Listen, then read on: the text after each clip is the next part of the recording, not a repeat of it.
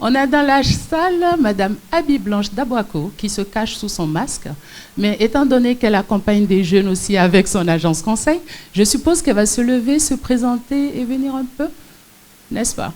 Ah, merci. Ça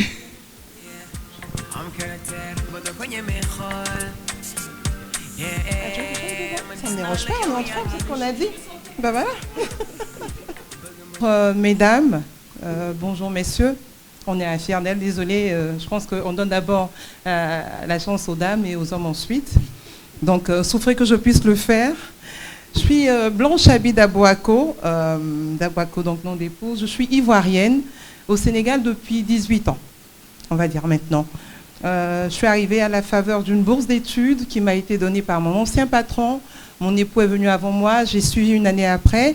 Et depuis 18 ans, on est dans le milieu de l'éducation.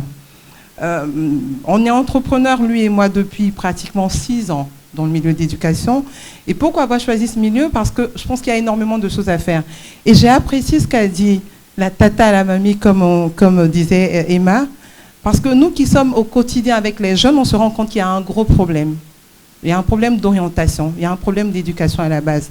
On se lance aujourd'hui dans des formations dont on n'a pas peut-être besoin dans nos pays. On forme des jeunes à faire de la finance, je ne dis pas que c'est bon, c'est pas bon. On forme des jeunes à faire du marketing, on forme des jeunes à faire du droit. Mais est-ce que le besoin du contexte le demande? Est-ce qu'aujourd'hui on a besoin de former plus de juristes, alors que je suis moi-même juriste, que de mercaticiens ou d'agronomes? On a parlé de la guana il y a des années. Qu'est-ce que c'est devenu? Dans mon pays, la Côte d'Ivoire, on parlait de l'autosuffisance alimentaire. Quelles sont les compétences qu'on recherche pour nos pays? C'est vers ça que je pense qu'il faut qu'on aille. Et on s'est lancé, mon époux et moi, dans l'éducation parce que quand on a eu le bac il y a des années, on n'avait pas, comme dans beaucoup d'écoles, de conseillers d'orientation qui nous disent, en fonction de votre potentiel, voilà ce que vous pouvez faire. Et je pense que jusqu'à présent, c'est le mal dont on souffre. Je ne parle pas du Sénégal parce que je parle de la Côte d'Ivoire et des pays de l'Afrique subsaharienne. Je ne vais pas réduire cette vision que j'ai de l'éducation à toute l'Afrique parce que c'est plus de 50 pays quand même. Mais pour la petite zone que je connais et que j'ai pu couvrir, je pense qu'il y a un mal. Il y a un mal sur l'orientation des jeunes. Et la formation professionnelle, malheureusement, est le parent pauvre, effectivement, de l'enseignement de façon générale, parce qu'on est apte aujourd'hui à former des gens qui soient bons dans des domaines dans lesquels on n'a peut-être pas forcément besoin de compétences, alors qu'on a d'autres secteurs qui sont en train d'en souffrir. Et donc, on s'est lancé et on est ravis de recevoir ces jeunes-là qui sortent d'écoles de commerce ou d'écoles tout court, mais qui ont encore des questionnements, qui ne savent pas où ils vont. Donc l'orientation, c'est même pas seulement à partir du bac, c'est depuis la seconde.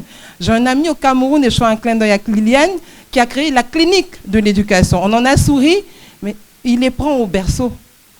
Il les prend très jeunes, parce que je pense que c'est de là-bas que doit partir la formation, l'orientation des jeunes, pour qu'on puisse ouvrir les yeux de nos jeunes frères, de nos enfants maintenant, parce qu'on a quand même passé la quarantaine tous pratiquement. Ce ne sont plus nos petits frères qu'on appelait, c'est maintenant devenu des enfants, qu'on puisse leur dire, mais vers où on va?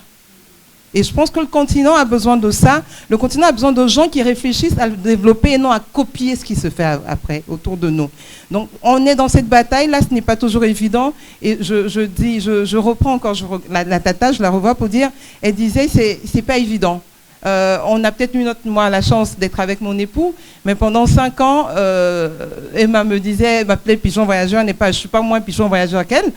Je partais tout le temps et quand vous êtes une femme, ce n'est pas toujours très intéressant, ce n'est pas toujours facile à faire. Parce que vous laissez des enfants que vous confiez à votre époux en lui faisant confiance et à tout ce qui peut être dit autour, et ce n'est pas toujours évident, mais il faut toujours avoir le compagnon qu'il faut. On a peut-être eu cette chance-là. Et puis aujourd'hui, je pense que vous êtes fiers de vos filles et nous également le sera. Mais c'est important qu'on puisse mettre au cœur de nos problématiques l'orientation. Je pense qu'il y a beaucoup de thématiques sur lesquelles il faudrait qu'on pense à réfléchir, mais très sérieusement, que ne soit pas tout juste des colloques qu'on va organiser pour faire plaisir. Et voilà, mais après que ce soit suivi d'actes concrets. Vraiment, c'est ce que je peux dire. Vous avez vu que j'ai bien fait? Ah ça, merci beaucoup Blanche, merci.